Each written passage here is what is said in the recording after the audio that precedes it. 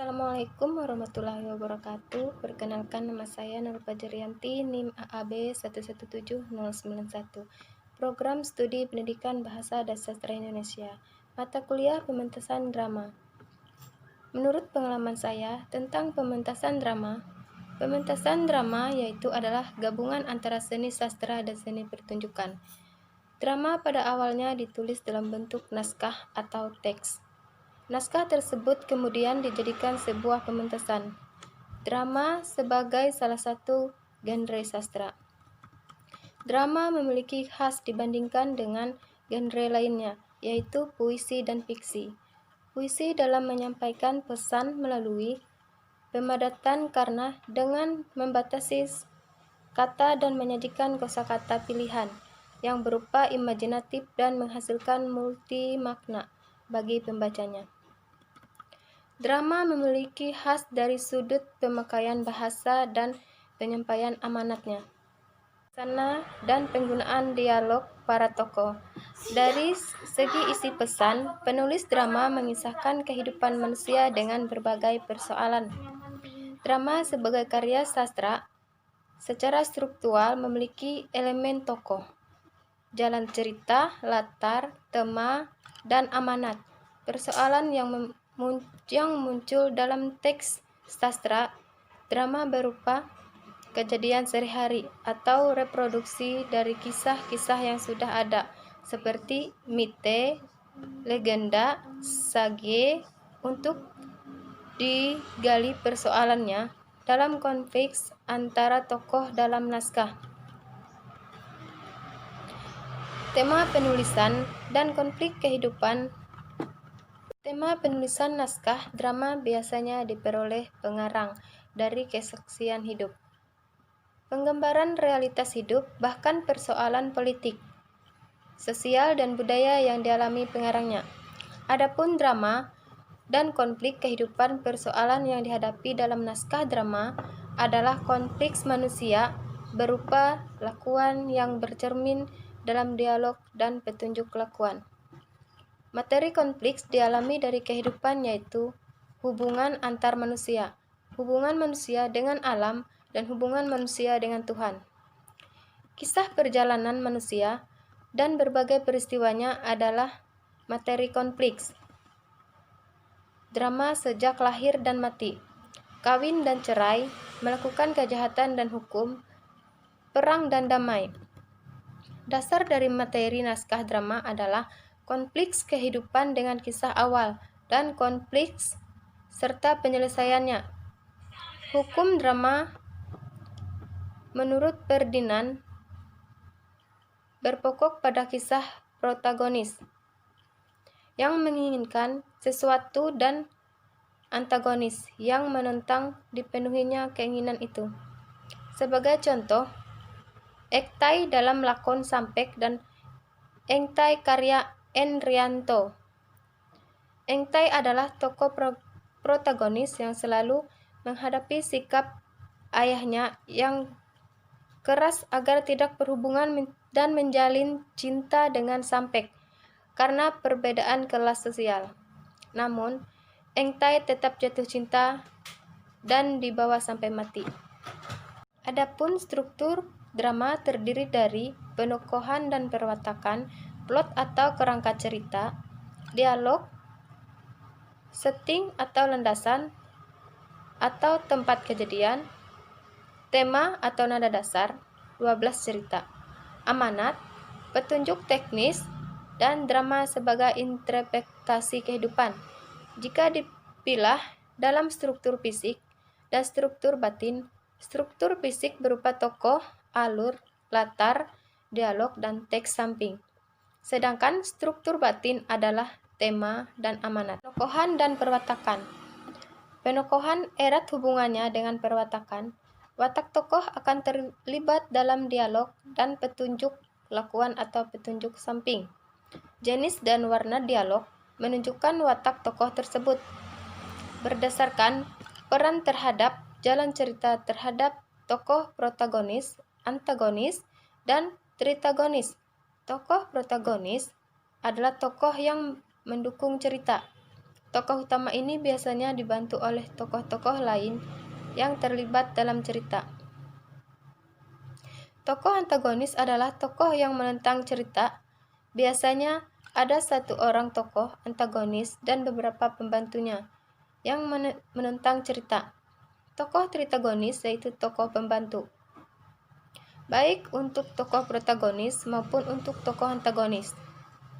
Berdasarkan peran dan fungsinya dalam lakon, terdapat tokoh sentral, tokoh utama, dan tokoh pembantu. Tokoh sentral adalah tokoh yang paling menentukan gerak lakon. Tokoh utama, tokoh penentang dan pendukung tokoh sentral. Tokoh pembantu yaitu tokoh yang memegang peran pelengkap atau tambahan dalam rangkaian cerita. Sebagai contoh, kakek adalah tokoh sentral. Tokoh, ciri fisik karakter tokoh dapat dipetakan dalam keadaan fisik, psikis, dan sosial. Ciri-ciri fisik dapat dilihat dari bentuk tubuh, wajah, dan warna suara. Tubuh yang tinggi lebih wibawa dibandingkan dengan yang pendek. Wajah yang tampan lebih berwibawa daripada yang buruk rupa. Demikian pula, suara yang merdu lebih berwibawa daripada suara yang cemeng. Untuk mempelajari warna suara, perhatikan suara tokoh. Untuk mempelajari warna suara, perhatikan suara tokoh-tokoh wayang purwa. Tokoh-tokoh Pandawa bertekan rendah, halus, merdu, dan berwibawa. Berbeda dengan tokoh-tokoh Kurawa yang bersuara kasar, bertekanan tinggi, emosional, dan keras. Demikian pula nada bicara Sampek, Damarwulan, dan Pronocitro cenderung seperti Pandawa. Ciri-ciri psikis berkaitan dengan watak, kegemaran, standar moral, temperamen, ambisi, cita-cita, dan kompleks psikologis yang dialami tokoh. Pemilihan aktor biasanya berhubungan dengan ciri-ciri yang melekat pada tokoh. Misalnya, untuk aktor yang bertemperamen kasar, bersuara keras, lebih cocok untuk memerankan tokoh antagonis. Sedangkan mereka yang bertemperamen lembut, bersuara latar, dan tegas, baik untuk memerankan tokoh protagonis. Ciri sosiologis berkaitan dengan keadaan sosiologis tokoh seperti status sosial dan jabatan, kelas sosial, ras, agama, dan ideologi. Keadaan sosiologis atau progres seseorang sangat mempengaruhi perilaku. Profesi tertentu akan membuat tokoh melakukan hal berikut dengan profesinya. Aktor yang berlatar belakang dosen akan dapat memerankan tokoh pendidikan dengan baik 14 daripada tokoh dengan latar belakang tentara atau polisi. Ciri sosiologi berkait profesi yang disandang tokoh seperti jabatan dan pekerjaan. Plot atau kerangka cerita menurut Gustav. Plot atau kerangka cerita terdiri dari exposition atau pengenalan awal cerita, atau pertikaian awal, atau pertentangan menuju puncak, dan titik puncak peristiwa. Adapun penyelesaian, pada tahap pengenalan diceritakan gambaran tokoh, latar, suasana, dan problem yang dialami tokoh. Pada tahap komplikasi terjadi persinggungan antar tokoh atas masalah dan peristiwa yang dialami yang makin memanas. Ada tahap pertentangan atau konflik terjadi pertentangan antar tokoh yang makin memuncak. Pada tahap klimaks terjadi konflik atau penentangan puncak. Pada tahap terakhir, tahap penyelesaian suka maupun duka. Bila naskah berakhir dengan duka cita, orang menamakan drama tragedi. Bila berakhir dengan suka, orang menamakan drama komedi. Namun demikian, naskah yang baik biasanya penyelesaian masalah atau akhir cerita dibuat secara menggantung. Dalam drama dikenal dengan 3 jenis alur cerita, yaitu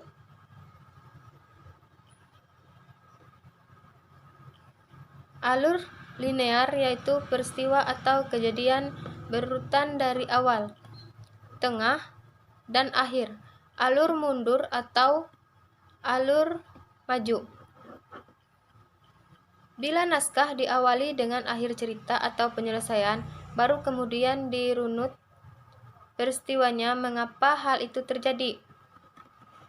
Sedangkan alur episodik ketika cerita berupa episode atau bagian-bagian peristiwa yang saling berhubungan. Jika diskemakan, jenis alur atau jalan cerita tampak dalam bagan alur. Setting atau latar cerita. Setting atau tempat kejadian berkait dengan waktu dan suasana. Setting atau tempat berhubungan juga dengan suasana. Sebagai contoh, untuk naskah Bende Mataram karya Kotot Sukadi, setting atau tempat adalah Yogyakarta dan waktunya saat Perang Diponegoro. Pula, setting berkaitan dengan ruang. Ruang keluarga modern akan berbeda dengan ruang keluarga miskin. Demikian pula dengan isi perabotnya. Penulis naskah yang ada menggambarkan setting secara detail, namun juga dengan sederhana, sehingga menimbulkan imajinasi pembaca. Dalam naskah Sidang Para Setan karya Joko Umbaran, misalnya setting tempat bersidangnya para setan yang tidak mau seperti sifat manusia, digambarkan di tempat yang tinggi dengan lampu merah temaram. Ciri khas naskah drama adalah pemakaian dialog. Penulis menggunakan ragam lisan untuk menulis dialog. Ragam lisan yang dimaksud adalah ragam lisan yang komunikatif dan bukan ragam tulis. Pemakaian ragam lisan sesuai dengan jiwa naskah drama yang nanti akan diangkat dalam bentuk pentas.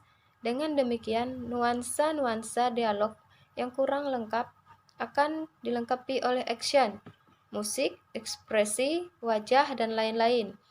Jiwa sebuah naskah akan nampak jika dipentaskan. Dialog juga mengandung kata-kata kunci yang menggambarkan ciri dan keinginan tokoh. Panjang dan pendeknya dialog dalam naskah tergantung dari apa yang akan disampaikan tokoh. Makin banyak ide yang disampaikan, tentu akan membuat dialog semakin panjang. Demikian sebaliknya, makin sedikit ide yang disampaikan, makin sedikit pula dialog yang disampaikan. Saya sampaikan, terima kasih. Wassalamualaikum warahmatullahi wabarakatuh.